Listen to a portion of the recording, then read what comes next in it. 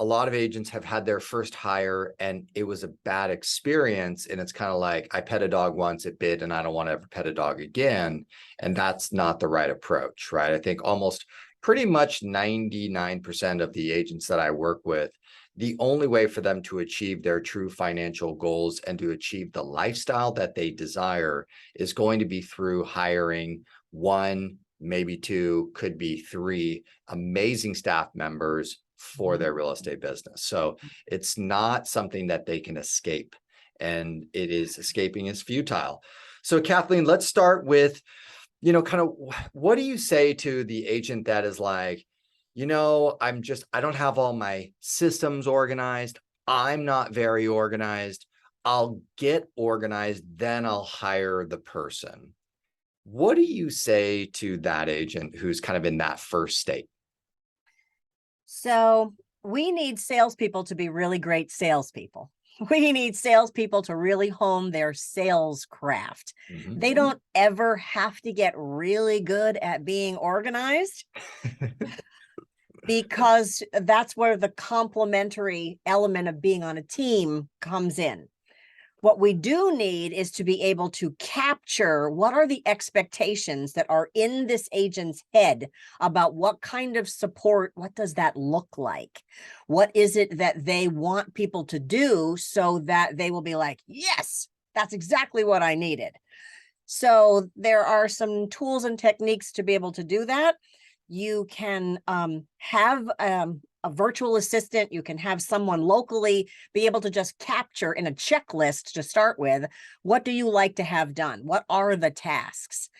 Because in real estate, what we have found— Hold on, I'm gonna stop you there because there's something you said that I think is really important, which is step one is, can you at least clarify the outcome that you want to experience? Yes. Can you speak the outcome into existence?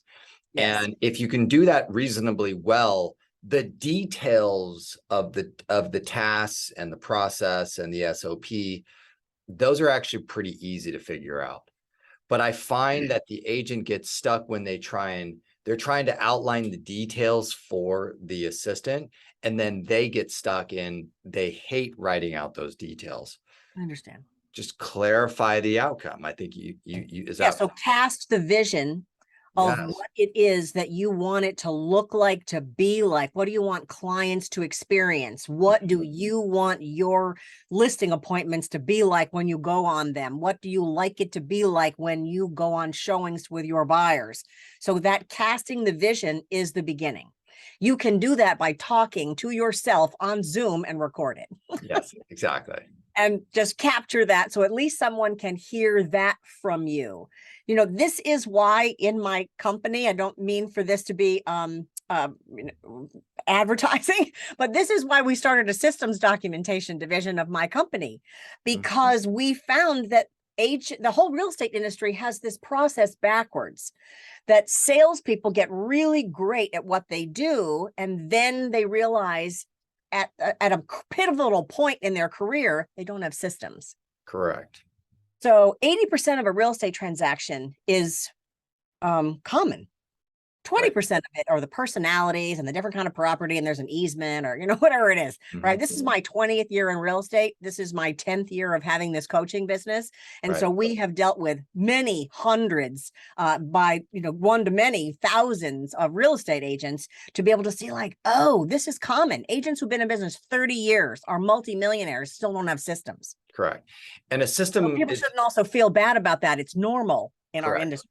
Yeah. And I think a system, when you say that, it reminded me of the moment when I realized that on the California purchase contract, that there really was only 13 items that I needed to actually fill into the contract. And every time I went to go write an offer, it was like this big ordeal. And I was like, well, why don't I just create a document with the 13 items in order? And then maybe I can put a few notes of my best practices on that. And then I had the document on my phone. And then if I was at an open, when I was talking to a buyer and they wanted to make an offer, I can just pull it up and I can actually get to work on my offer right there and start working through those points.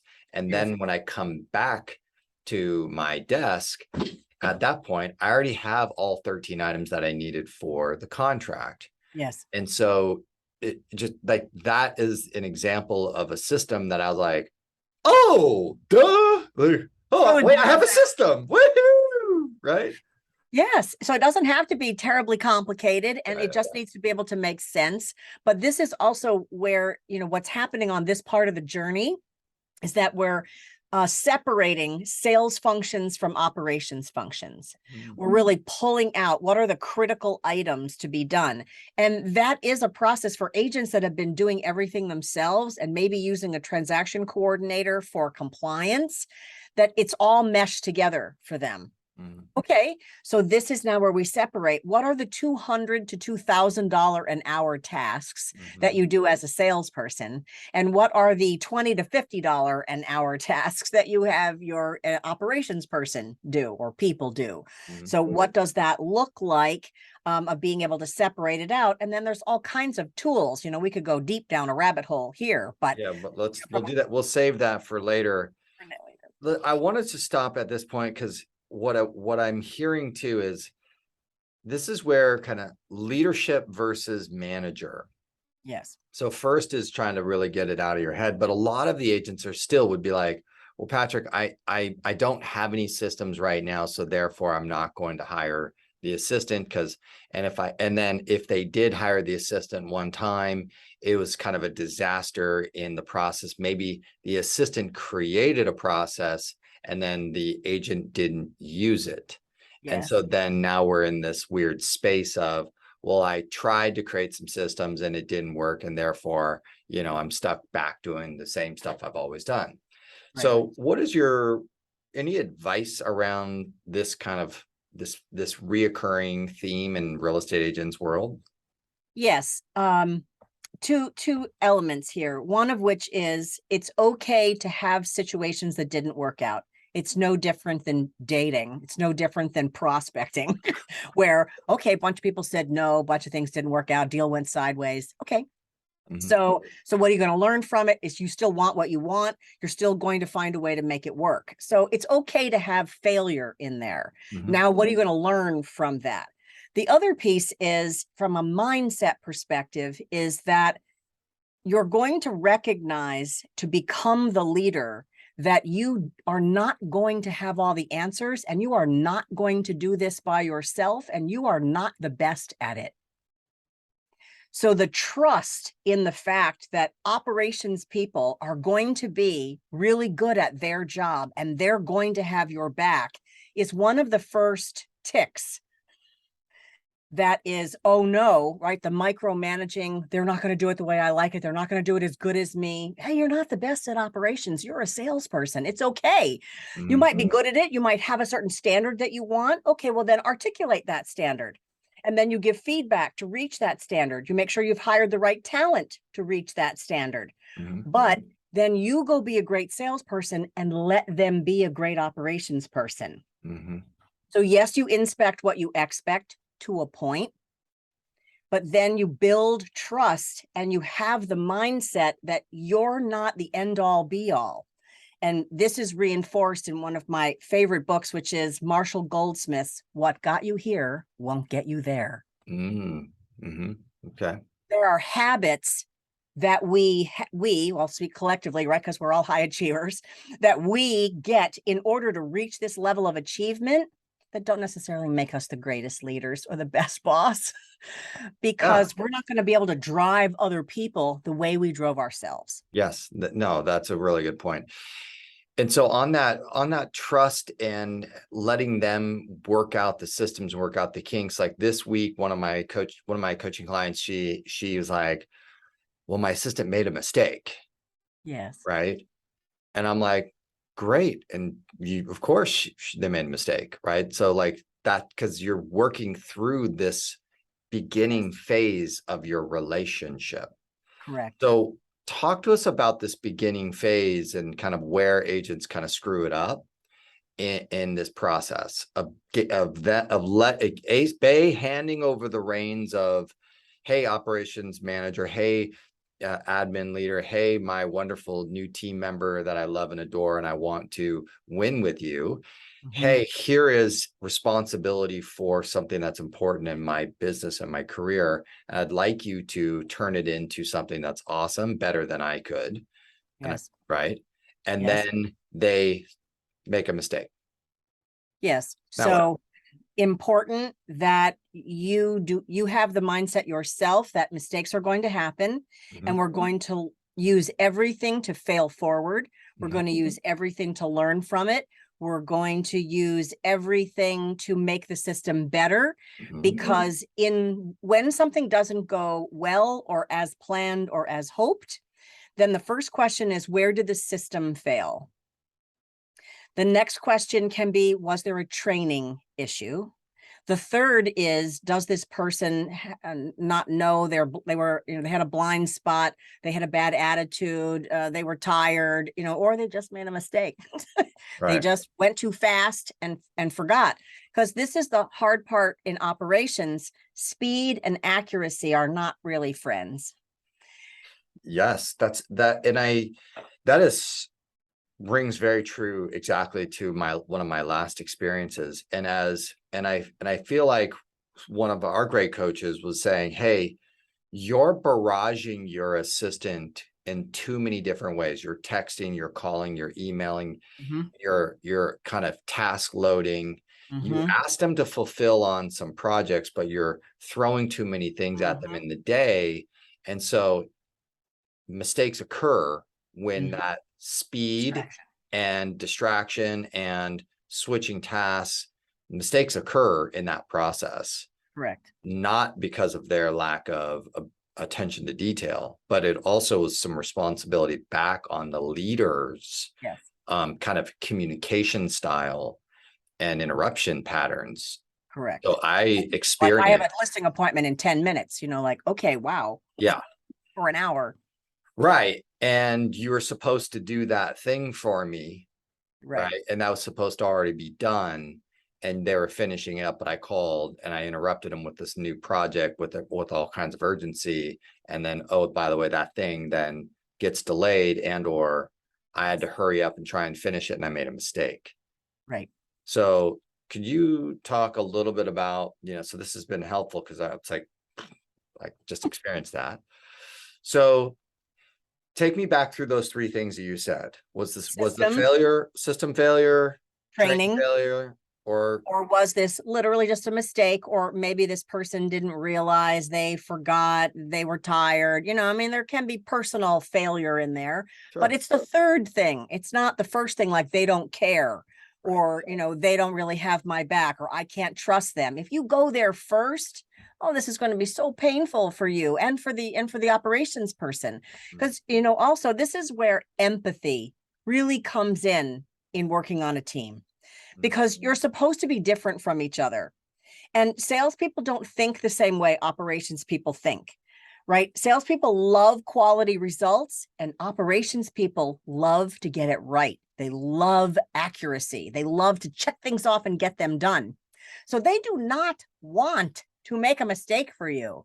They build, part of their self-worth on the fact that they can do things accurately and well. Can they do them fast sometimes? Yes, particularly as they have more practice. But recognizing that this person wants to do a great job for you, and not letting that eat away at your confidence in them. So this is also a parallel universe skill set that agents have in giving challenging news to their clients. If you have honed this skill where you can say to your client, we got the inspection report back and they took a look at that deck. And as you might imagine, at an outdoor deck, it has dry rot, and they think it's going to be $36,000 in order to replace that deck. If you can deliver that kind of news, or, oh, by the way, we found there was an easement, then you can say to an assistant, I noticed that when you sent that out, you didn't have the right punctuation, and I would really appreciate it if you used Grammarly or used something to really be able to make sure that things had a higher degree of professionalism. Could you work on that for me? That would be great. Thank you very much. Yes, exactly. Very well said. Yes. Right? So it's the same skill set, but you have to give your administrative operations people feedback about what did you notice? What did they not notice? You can ask, how did that happen? You know, what was going on that you missed that? Because you're also looking for where were you responsible, perhaps, or what was going on in the environment. And you may need to give this person or these people permission to not answer the phone or text messages or email while they work on certain things for you. Yeah. So that they can have the space to not pivot, to not try to multitask, which doesn't really exist. It's just fast pivoting. Yeah. And it often doesn't work. Yeah. Let me reiterate that point, everybody. It is scientifically proven that multitasking, your brain is operating at a level as if you are stoned on weed. It's task switching. So if you know, agents out there, if you know, oh, I'm such a good multitasker. No, you're not. It's task switching and then remembering to go back. It's actually your brain is very slow. So making sure that we're mindful with our assistants that we're not really putting them into that bad state, which is then affecting your outcomes. This brings me to one of my big questions, Kathleen, which is, what is the effective communication patterns of a day and a week with an agent and their assistant, right? Like what's the patterns that they should uphold? You know, kind of, what do they call those? The stand-up meetings or the team huddles, and you know, like I've heard a few different formulas around what to do. Yes. What's your general recommendation on kind of communication patterns? So we recommend sort of a graduating pattern about that, from when they're new working together to when you're more established in working together. And we consider new at least 3 months. It doesn't matter if they're in the office or if they're virtual, doesn't matter. But that in the first 3 months of someone working with you, it is best if you touch base 3 times a day.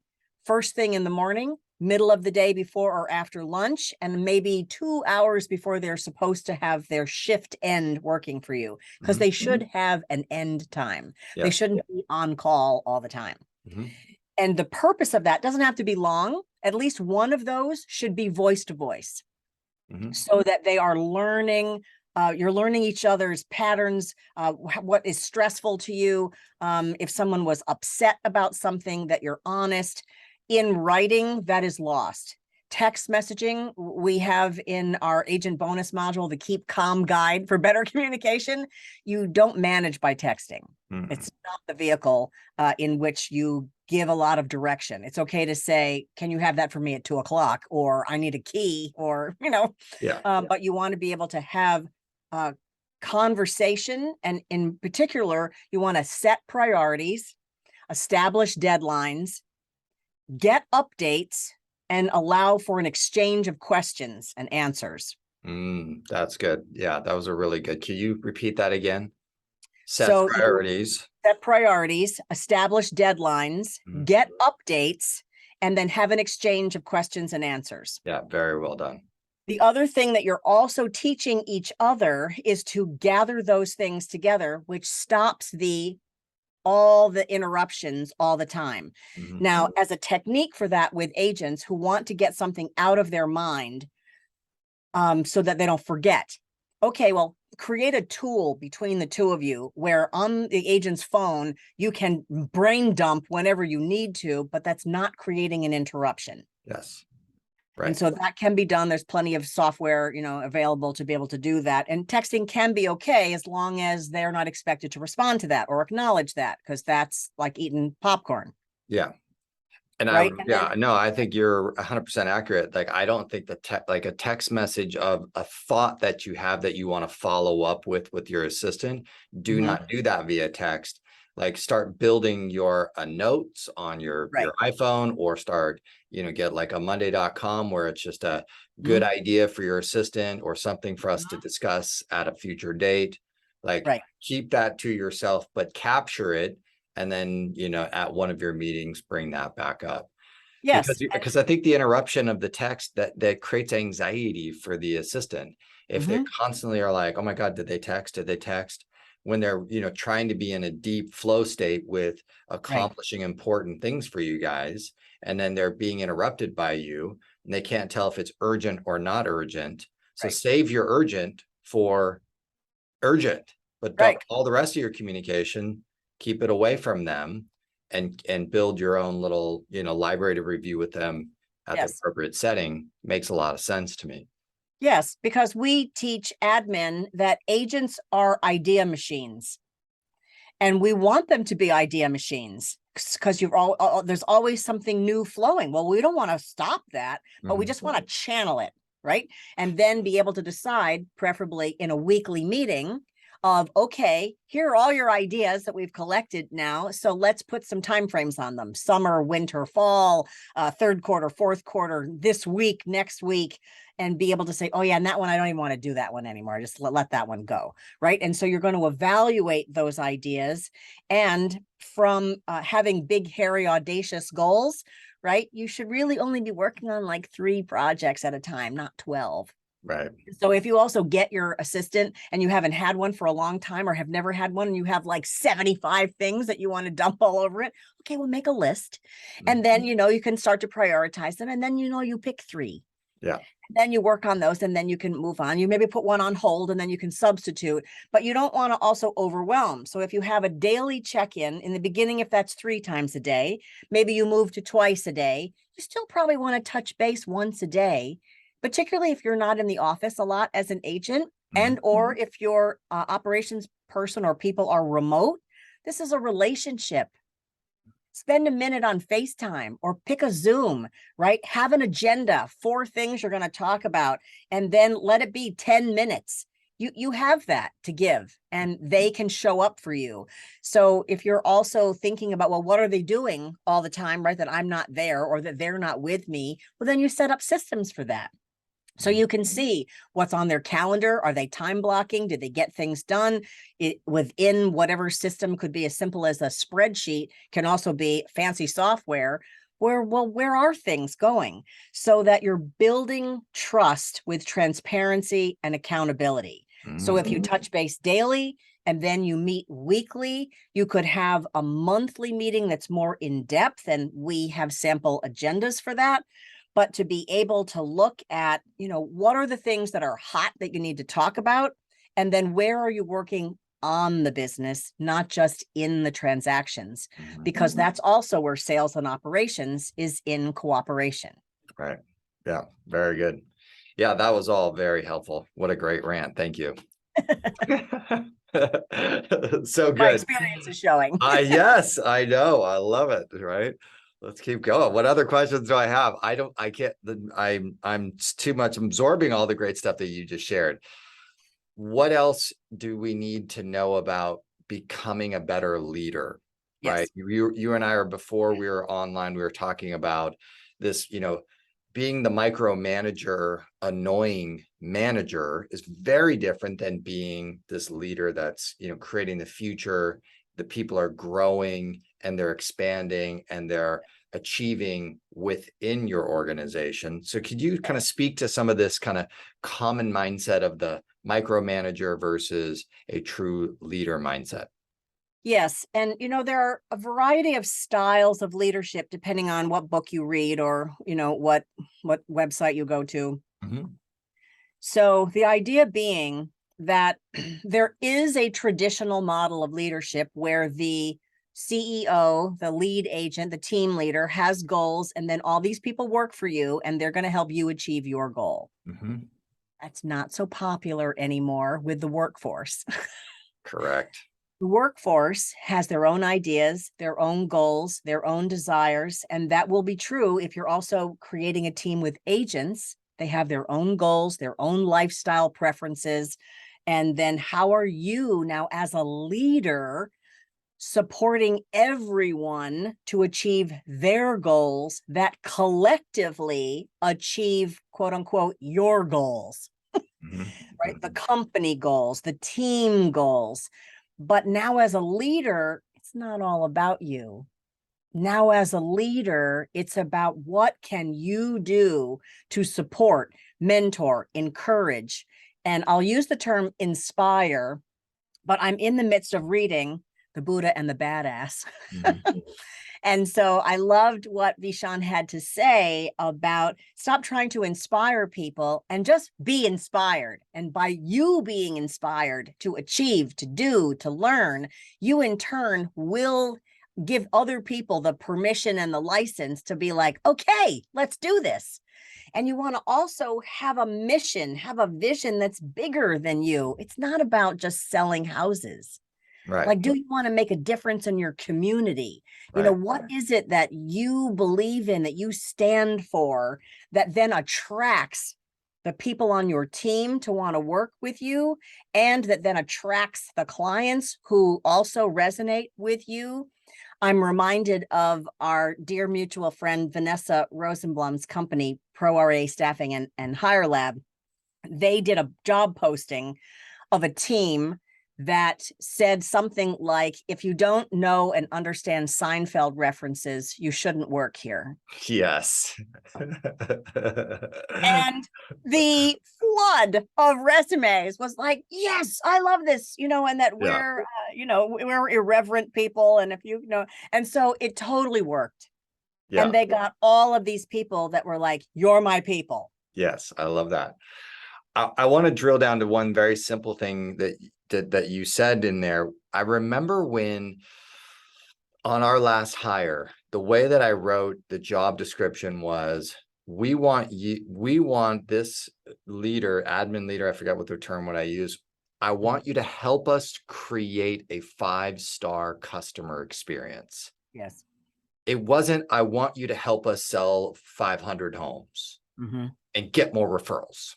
It was, could you help us make it a better experience for them and Yes. help us become, better, or more organized to be able to make sure that their experience is 5-star and they give raving Yes. reviews. And I basically framed it like that they actually give you a review as my admin leader and they give us a review. So we get 2 reviews in one. And when I framed it that way, you just see their face light up like, cool, right? Yeah, I would love to. Versus, hey, can you, get every single one of my 4,000 tasks done as fast as you possibly can so that I can make a lot more money? Would you please do that for me? Right. Right? It's like Yeah. drudgery. Yeah, it sounds horrible, right? So that was really very powerful the way you said that. And I remember I remember my brother Tom, he was telling me how he was going around his office and he was asking everybody, what their personal goals were. Hey, what are you trying to accomplish? And then he started making a mental note of not what their business goal was as an employee. Yes. He started really making a point to go around to everybody in his company to find out what their personal goals were and then how he could support them in achieving their personal goals. And Yes. that was a big shift in the culture. Yes. And it probably also coincided with the next year, his company getting named one of the top 50 places to work in Orange County. Surprise, surprise, right? Right. Right. Because that's part of our vision at my company at Inspired for Results, is that real estate is a fantastic employment opportunity. Whether you're independent contractor or employee based on what your role is, but that it is a fabulous way in which to have a career, to make a living, to be on a team, because teams, right, are forecasted as the future of the industry. So that means we must get good at this in order to really be competitive and be able to establish, like, okay, we can help a lot of families buy and sell houses or property and because of that, we have this vision together. And we have an intention tracker form, which I can make available for you and your audience, which is like a monthly goal sheet, but it has, what is the vision? What are your shared values between the company and the person? What are the goals of the company? The goals of the role that you have in the company, and what are your personal and financial goals, so that every year, every month, and every week, that is forefront for you. Very nice. Because of that, because setting this intention, what if someone on your team wants to run a marathon? or have a baby, or buy a house, right? Or get married, or get divorced, or, go on vacation, or take their kids to Storyland, or, Disney. But that becomes the fire and the fuel for which they want to work. Right. Why the achievement means something, because it isn't just about selling houses and making the owner rich. That's motivating. Yeah. And you know what, that sounds, there's something in what you just said right there where I find like a lot of agents are like, but I'm giving them a bonus of $200 per transaction. But I think they're like, they're just not motivated. Well, no, what it sounds like to me is we don't know what their real motivation is. Yes. So there's no relationship between the $200 bonus and an outcome that's personal to them. Right. And since the leader is just trying to get more transactions, more money back, the person is just experiencing that, as opposed to that you guys are working together to increase these bonuses so that you guys can together win. Yes. Right? And there's a little bit of lost translation in that conversation. Yes, because it's kind of flat. Just the money or just the achievement is just not, it doesn't have enough depth, doesn't have enough character in it, but it can be a part of it if it's connected. And this is where I always have hope for agents that want to get good at this, because they've gotten good in their craft of selling, of finding out what is a buyer or seller's motivation. Right. If you can get at that, you can get at this. It's a parallel skill. It is transferable. So whenever we work with agents that have honed their craft like this, I go, oh, you're going to be able to do this. I know you got good at it over here. You can get good at it over here. I love it. Take that as hope.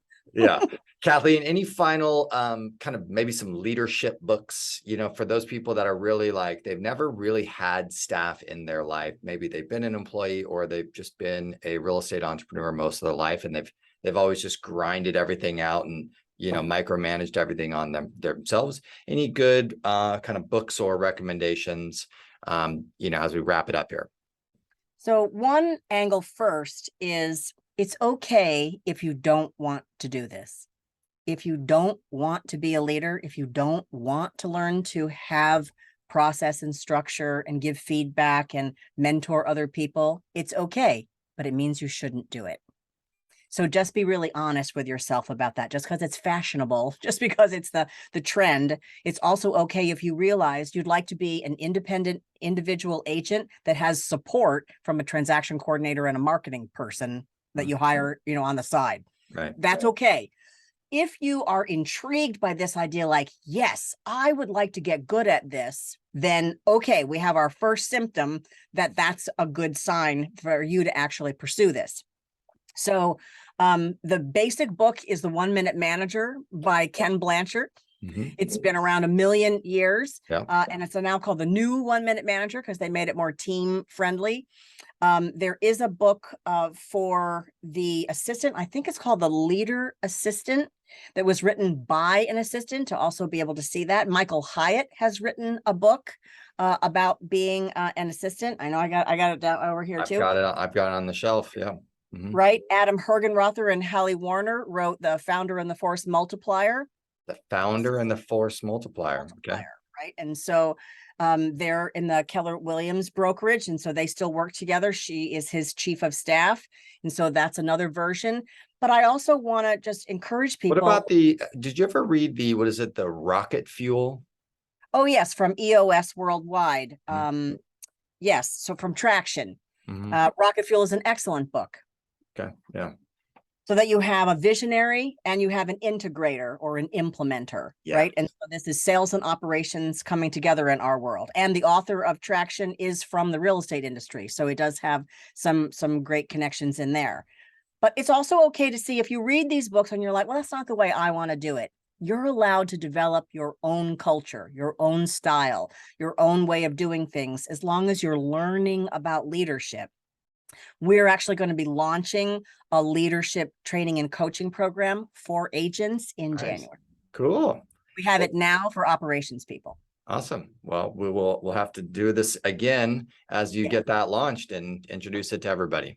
Yes, and Vanessa Rosenblum is going to be housing that for us. So Cool. she's working with us on Yes. And for guys, if you haven't met Vanessa, I did 2 interviews with her, and she can help you on the hiring side. And Kathleen is training, coaching, and helping you guys with the system side with their staff members and leadership mindset, as we discussed today. So you guys have a lot of great resources to help you guys get this stuff accomplished and get on the path and get farther down the journey. Right. I just believe it's inescapable. Right. This is not something that we can hide from. So let's hurry it up. Okay, you guys find Kathleen, where can they find you again? Let's just make sure we tell them, and I'll put some links down below in the description. Where should they find you and follow you? KathleenMetcalf.com, and I'm on Facebook and Instagram with the same thing. And we'll be inspired for results at the end of this month. Good. And you're going to start your YouTube channel when? By the end of this month. Okay, awesome. Thank you for your encouragement. Yeah, good. By the end of this month, right? I love it. Okay, Kathleen, you're the best. Thank you, guys. We'll see you on the next, whatever the next episode is. Please leave a comment if you have any questions or anything that we can do to support you guys. And I'll link to a couple different videos of Kathleen's 30, 60, 90 video of mine, and then Vanessa Rosenbaum's video over here. And we'll see you guys soon. Thank you. Thank you.